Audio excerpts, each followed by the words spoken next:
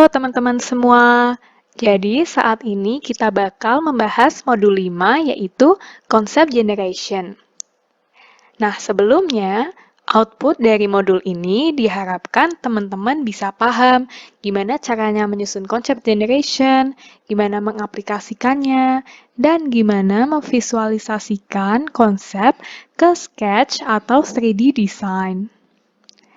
Nah, sebelum kita masuk ke konsep generation, kita harus tahu dulu konsep produk. Konsep produk itu adalah gambaran atau perkiraan produk yang kita buat dari sisi teknologinya, wujudnya, dan prinsip kerjanya. Nah, konsep generation ini adalah metodenya, cara-caranya biar kita bisa mengeluarkan output yaitu konsep produk. Nah, jadi konsep generation itu inputnya adalah customer needs, target specs. Kenapa? Soalnya konsep generation itu tujuannya kita itu harus bisa menjelajah atau mencari konsep-konsep produk yang sesuai sehingga bisa memenuhi customer needs gitu.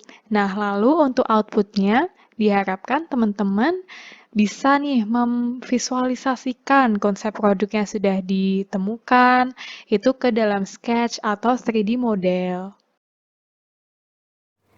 Nah, jadi ini ada yang namanya 5-step concept generation method.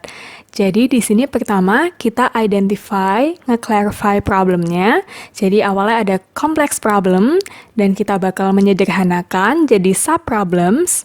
Lalu kita cari solusinya dengan dari eksternal dan internal.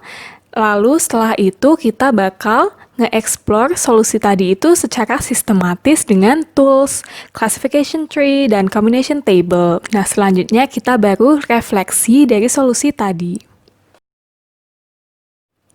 Nah, jadi yang pertama itu clarify the problem.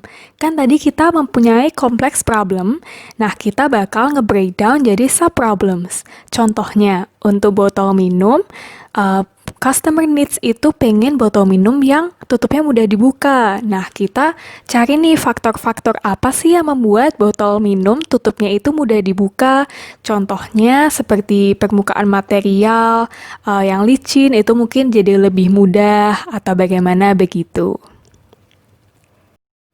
Nah, yang selanjutnya dari sub-problems tadi, kita cari nih solusi dari eksternal dan internal. Nah, yang pertama, eksternal itu nanti outputnya diharapkan kita dapat konsep yang memang sudah ada di pasar. Nah, kalau internal sendiri kita berharap kita bisa dapat konsep yang memang baru. Nah, eksternal ini jadi kita dapat dari pihak luar. Jadi semisal wawancara lead users, yaitu user yang memang sudah menggunakan produk tersebut dalam waktu lama dan bisa menerima inovasi yang kita buat. Lalu ada konsultasi ke expert. Kita juga bisa melihat paten untuk mencari tahu konsep apa saja sih yang sudah dipatenkan. Dan juga kita bisa baca literatur seperti jurnal, dan kita bisa melakukan benchmarking ke produk yang sudah ada. Nah, selanjutnya langkah ketiga itu kita dari pihak internal nih. Nah, maksudnya itu ya tim kita sendiri. Nah, kita melakukannya secara individual dan grup. Nah, contohnya kita satu tim itu ada 6 orang. Nah, setiap orang itu diminta untuk mencari satu konsep. Nah, setelah semuanya dapat, baru satu tim tersebut mengadakan meeting untuk memutuskan konsep yang mana sih yang paling bagus, yang paling sesuai. Nah, selanjutnya dari solusi-solusi yang udah ditemukan tadi, kita bakal membahasnya lebih secara sistematis, yaitu dengan tools classification tree dan combination table. Nah, jadi yang pertama ada classification tree. Jadi ini tuh bentuknya kayak pohon ya, cuman mungkin horizontal. Nah, terus terdiri dari matriks-matriks dan nanti matriks pun terbagi lagi ada opsi-opsi. Nah, jadi di sini itu kita berharap kita bisa mengenerate suatu pilihan-pilihan begitu untuk tiap bidangnya. Nah, jadi ini contohnya. Jadi untuk membuat classification tree itu kita harus ingat lagi konsep produk itu apa. Nah, kan tadi berhubungan dengan teknologi, wujud, prinsip kerja. Nah, oleh karena itu kita ingat-ingat tuh. Nah, contohnya nih untuk botol minum tuh prinsip kerja itu oke, cara kerja tutup. Itu kan bisa ulik, bisa diputar gitu, atau mungkin ditekan, dipush. Nah, selain prinsip kerja juga ada wujud. Contohnya ini handle-nya, handle botol minum kan bisa kaku, fleksibel tuh. Nah, semisal kalau kaku tuh gimana, kalau fleksibel bagaimana. Terus juga ada warna. Nah, ingat kalau warna itu bukan merah atau kuning atau biru, tapi warna itu lebih ke cerah atau gelap atau beningnya. Karena kan itu lebih ke fungsi. Nah, setelah itu kita ada combination table. Jadi kalau tadi classification tree itu kan masih terpisah-pisah ya, kayak ada cara tutup prinsip kerjanya, ada warna, ada lain-lain. Nah, kalau combination table ini kita itu menyatukan classification tree tadi.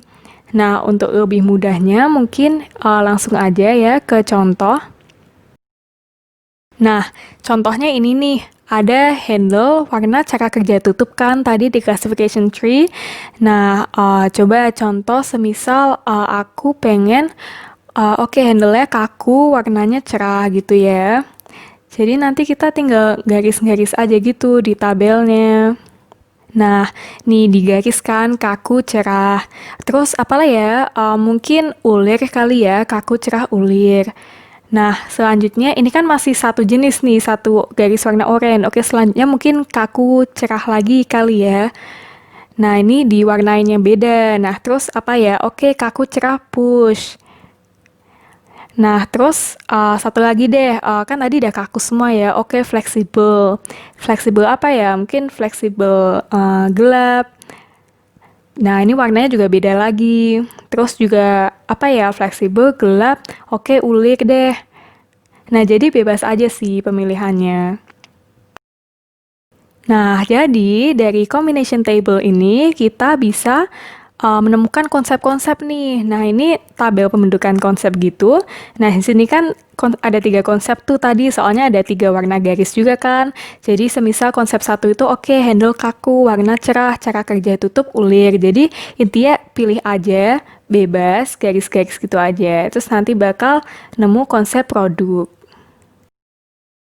Nah, jadi kan tadi kita udah nemu nih konsep produk. Kalau di sini 3 konsep produk ya. Nah, setelah itu kita bakal refleksi nih, apakah konsep produk yang kita temuin itu udah memenuhi customer needs belum sih? Kalau belum, ya kita koreksi lagi, kita ulang gitu, biar memenuhi customer needs. Nah, oke, terima kasih atas perhatiannya dan selamat belajar.